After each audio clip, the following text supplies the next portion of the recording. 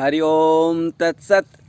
चारों वेद, 18 पुराण, 6 शास्त्र, सारे उपनिषद, गीता, रामायण, कुरान, पुराण सब पढ़ने के बाद, बाइबिल, गुरु ग्रंथ इत्यादि सब पढ़ने के बाद मिली है दो बात।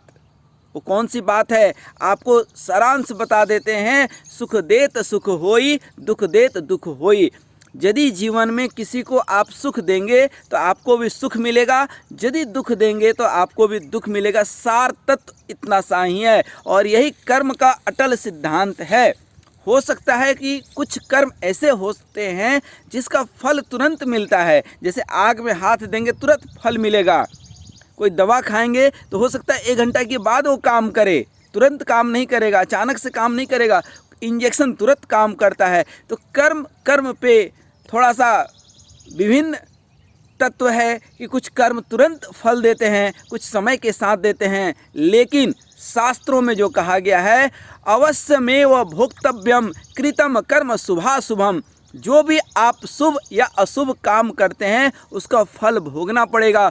हो सकता है इसी जन्म में भुगतना पड़े या अगले जन्म में, क्योंकि यही कर्म आपके अगले जन्म में भी मिलने वाला है। श्री रामचरितमानस में तुलसी बाबा भी कहते हैं कि सुनहु भरत भावी प्रबल बिलखि कहु मुनिनाथ।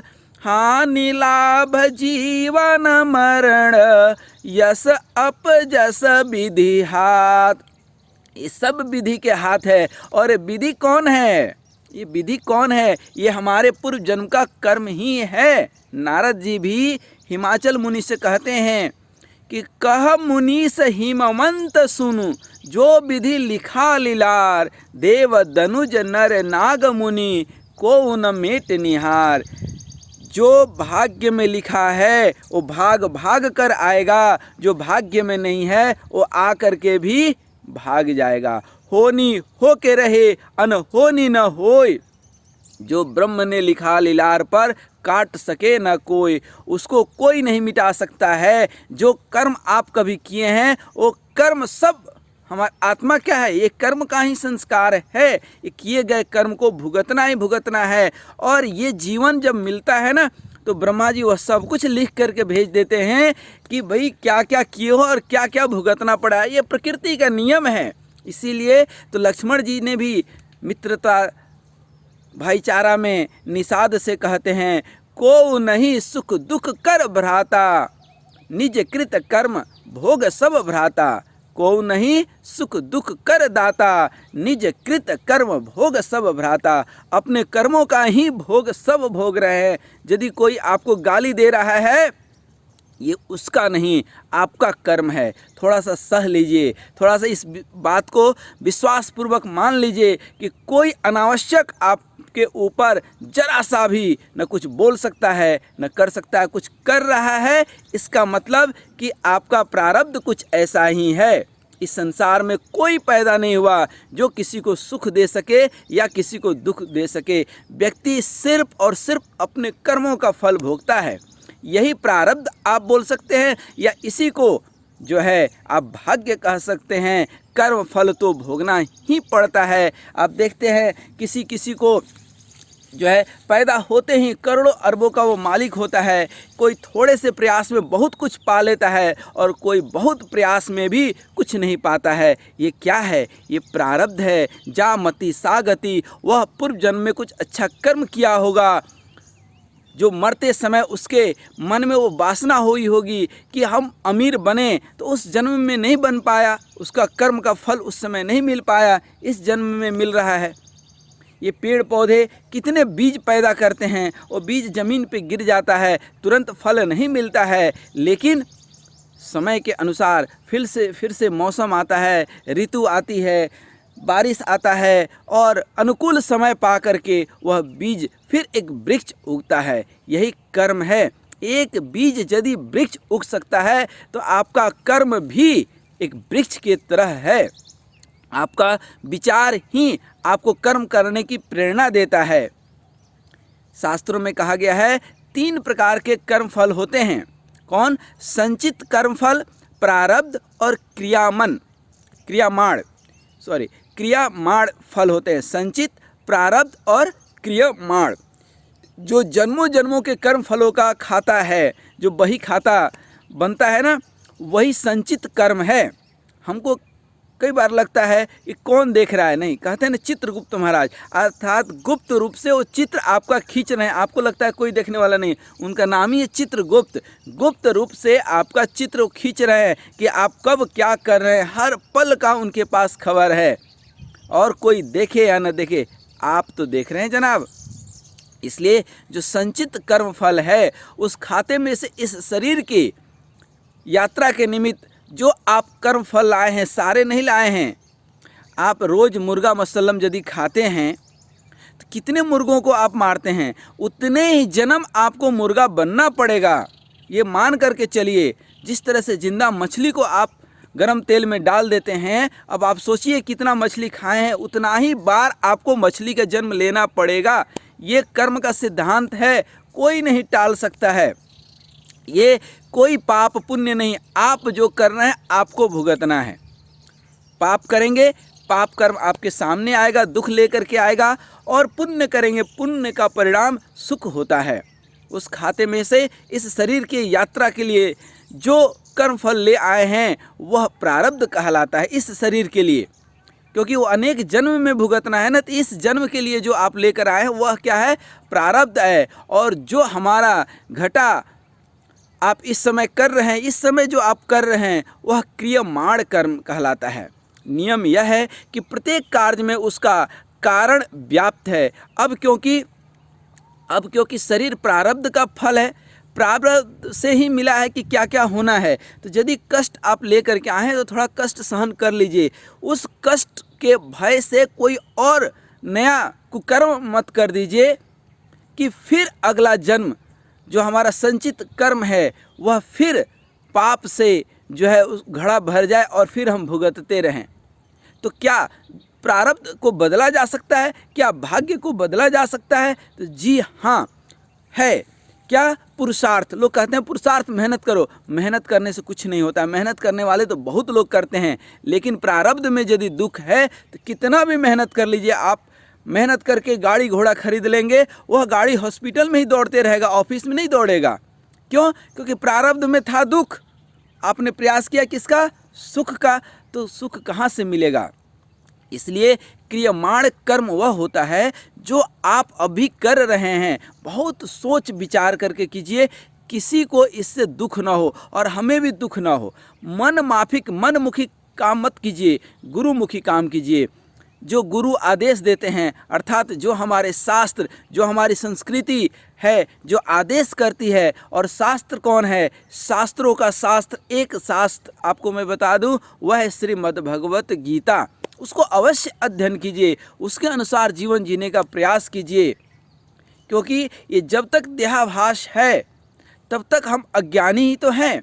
तो जब हम गुरु रूप में ईश्वर के स्वरूप का ध्यान करते हैं, जब हम भजन करते हैं, जब हम ध्यान करते हैं, जब हम समाधि लगाते हैं, तो हमारे अंदर सद्विचार पैदा होते हैं। और ये विचार ही तो व्यवहार में परिणत होता है। ये व्यवहार ही कर्म कुकर्म कराता है। व्यवहार अच्छा है तो परिवार अच्छा हमारा रहेगा, हमारा जो है व्यापार भी अच्छा रहेगा। यदि गृहस्थ आश्रम की बात करें तो हमारा सोमवार मंगलवार सब बार अच्छा होगा। है अच्छा विचार तो सब लोग करेंगे स्वीकार, जहाँ जाएंगे वहीं लोग करेंगे अंगीकार। जो करेंगे है अच्छा विचार तो मिलेगा जगह जगह पुरस्कार। है गड़बड़ विचार तो हर जगह से होगा हमारा दुत्कार। है अच्छा विचार तो जहाँ है वहीं हरिद्वार, है यदि गड़बड़ विचार तो जहाँ है वहीं नरक का द्वार। इसलिए नारद जी जो है फिर से कहते हैं, अर्थात तुलसी बाबा श्री रामचरितमानस में लिखते हैं कि जो तप करे कुमारी तुम्हारी, भावई मेटी सकई त्रिपुरारी। अर्थात यदि भजन किया जाए, तपस्या किया जाए, तो प्रारब्ध में जो हम कष्ट लेकर के आए हैं वह हो सकता है कि सुख में परिणत हो जाए। त्रिपुरारी किसको कहते हैं? त्रिपुरारी अर्थात त्रिपुर अरि, तीन पुरों को जीतने वाला। तीन पुर कौन सा है? काम क्रोध मद लोभ। चार कहा गया है, लेकिन यहाँ पर त्रि का मतलब है काम क्रोध और लोभ। ये तीन को जो जीत लिया, अर्थात स्थूल, सूक्ष्म और कारण शरीर को जिन्होंने जीत लिया है, अर्थात वो कौन है? शिव तत्व हैं। कहते हैं ना, शिव तत्व में विलीन हो जाओ। शिव तत्व में विलीन होने का मतलब क्या है? कि काम, क्रोध और लोभ, इन तीनों पर आपने विजय प्राप्त कर लिया है। कहते हैं वंदे बोधमयम नित्यम गुरुम शंकर रूपिणम, अर्थात शिव तत्व। शिव कौन? जिसके अंदर शक्ति है कि किसी ने गाली दिया और आप वो बर्दाश्त कर गए, ये होता है शक्ति। किसी ने कुछ कहा और आपने 10 सुना दिया, तो वो शक्ति नहीं है, वो शक्ति नहीं है, उसको शक्ति नहीं कहते हैं। शक्ति कहते हैं कि आपको कोई कुछ बोला और आप हंसते मुस्कुराते उसको बर्दाश्त कर लिए, ये शक्तिशाली मनुष्य का पहचान है। तो शिव तत्व निष्ठ आत्मज्ञानी महापुरुष शिव पद पर आसीन होता है। आपके गुरुदेव ही भगवान शिव के स्वरूप हैं, विष्णु के स्वरूप हैं, प्रणव स्वरूप हैं। प्रणवाक्षर में तीनों एका, ब्रह्मा विष्णु महेश अलग अलग नहीं है, तीनों एक ही हैं। और एक अर्थात कहाँ पे हैं? प्रणव में है। प्रणव अर्थात क्या? ओम में है। इसलिए जब आप ओम जपते हैं तो दुख भी सुख में परिणत हो जाता है। क्यों? क्योंकि प्रारब्ध का जो पाप कर्म है वो मिटने लगता है। प्रारब्ध सुख दुख नहीं देता है, वह तो परिस्थिति का निर्माण करता है। और जब आप भजन करते हैं तो सुख दुख तो आप बना लेते हैं। भजन जब आप करते हैं तो दुख भी आपको सुख जो है लगने लगता है। प्रारब्ध से बचा नहीं जा सकता है, पर प्रारब्ध से होने वाले सुख दुख से बचा जा सकता है। जो संत होते हैं वो सुख दुख से ऊपर उठ जाते हैं। कृष्ण भगवान गीता में यही कहते हैं, यथा युक्तस्य चेष्टस्य आहार विहारस्य, अर्थात न आसक्ति, न विरक्ति, न खूब भोजन करना है, न भूखे मरना है। ये सब चीज़ें आप एक संतुलन में जीवन जिएं। हमारा प्रारब्ध जब फल देने को खड़ा होगा तब फल के अनुसार परिस्थिति बनेगी।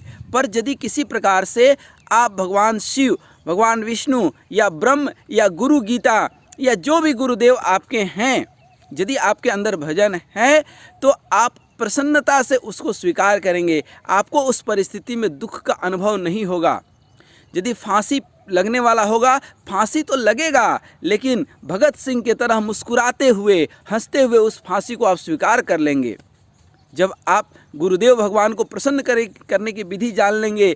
गुरुदेव भगवान मतलब कौन? वही त्रिपुरारी, वही जो आपके अंदर काम क्रोध लोभ इत्यादि से यदि आप मुक्त हो गए तो प्रारब्ध आपको दुख नहीं दे पाएगा। और प्रारब्ध के सिर पर आप पैर रखकर खड़े हो जाएंगे और प्रारब्ध आपका कुछ बिगाड़ नहीं पाएगा। परिस्थितियां तो बहुत नकारात्मक आएंगी, लेकिन उसमें भी आपको सकारात्मक चीज़ें दिख जाएगी। आप प्रसन्नतापूर्वक जीवन जीने के लिए जो है बाध्य हो जाएंगे, क्योंकि भजन करने के बाद आपका स्वभाव ही ऐसा हो जाएगा। और भजन का मतलब क्या है कि जब जहाँ समय मिले, 24 घंटे में 1440 मिनट होते हैं। 1440 मिनट में कम से कम 40 मिनट भजन कर लें। नहीं 40 मिनट, आप बहुत व्यस्त हैं, आप प्रधानमंत्री से भी बड़े हैं, तो आपको समय नहीं मिलता है, क्योंकि सोने खाने पीने जो है गप सप, और कई लोग तो चुगली निंदा नशा व्यसन करने में न जाने कितना मिनट बर्बाद करते हैं। मैं तो आपसे निवेदन करता हूं कि 14 मिनट का समय आप भगवान के लिए, भगवान भी नहीं आप खुद के लिए निकाल लीजिए। 14 मिनट भगवान का नाम जप कर लीजिए। ओम ओम ओम ओम ओम ओम ओम ओम। मन लगे न लगे, मन करे न करे, जैसे भी हो, सोते बैठते खाते पीते, जब जैसा समय आपको लगे, 14 मिनट निरंतर 14 मिनट इस शरीर से भगवान का भजन कर लीजिए। तो जो आप प्रारब्ध लेकर के आए हैं, वो प्रारब्ध जो परिस्थिति निर्माण करेगी, उस परिस्थिति में भी आप सकारात्मक तत्व को खोज पाएंगे, आप जीवन सुखपूर्वक जी पाएंगे। और रही बात संचित कर्म के, संचित कर्म में भी जो पाप कर्म हैं, जो पाप कर्म है वो पुण्य में बदलने लगेंगे। और यही तो समय के साथ कर्मण्येवाधिकारस्तु आपके अंदर वो भाव आ जाएगा कि कर्म तो करेंगे, फल की चिंता नहीं करेंगे, तो कर्म आपको बंधन में बांध नहीं पाएगा। आप उन्मुक्त पक्षी हो जाएंगे गगन के। इसलिए भगवान के नाम जप के अलावा कुछ नहीं है, कलयुग का केवल एक किनारा, राम राम जपो यही जो है एक आधारा। कलयुग केवल नाम आधारा, नाम जपिए नाम जपिए, नाम में शक्ति है और यही नाम आपको कहाँ लेकर के जाएगा, ध्यान में लेकर के जाएगा। इसी नाम के बल से आपके अंदर ध्यान की, मन की एकाग्रता की, धारणा की वृत्ति आएगी और इसी नाम से समाधिस्थ भी आप हो पाएंगे और ब्रह्मरंध्र से एक दिन आप ओम बोलते हुए निकल लेंगे। वो चेतना निकल लेगी। संसार में जब हम पैदा हुए तो हम रोए जग हंसा, और हम जब चले तो हम हंसे जग रोया, कि एक महान विभूति इस संसार से जो है विलीन हो गए। तो जब हम भजन करेंगे, दुनिया में आज तक ऐसा कोई नहीं हुआ कि भजन के अलावा कोई ऐसी शक्ति हो कि आपको विपरीत परिस्थिति में भी मुस्कुराने की शक्ति दे पाए। इसलिए यथा योग्य जब समय मिलता है तो आप 14 मिनट, हमने बताया 14 से 40 मिनट होते हैं 24 घंटे में, कोशिश कीजिए 40 मिनट का समय निकाल लें। 40 मिनट का नहीं निकाल पाते हैं, 14 मिनट ही समय निकालिए। कहीं एकांत निर्जन स्थान जहाँ पे हम बैठे हैं, इस तरह का जगह आप भी खोज लीजिए। भारत भूमि पर इस तरह की, भारत नहीं पूरे दुनिया में इस तरह की जगह की कमी नहीं है। और बैठ करके निरंतर ओम ओम ओम ओम, अभी वीडियो लंबा हो जाएगा, नहीं तो मैं 14 मिनट आपको ओम ओम गा करके सुना देता। और बहुत सारे इस तरह के वीडियो हैं ऑलरेडी। आप जो आपको नाम अच्छा लगे, मैं ये नहीं कहता हूँ कि ओम ही जपना है, आपको राधे राधे जपना है, राधे राधे ही जपिए। कोई एक को पकड़ लीजिए, जीवन आपका सुखमय हो जाएगा। हरि ओम तत्सत, हरि ओम तत्सत, हरि ओम तत्सत, हरि ओम।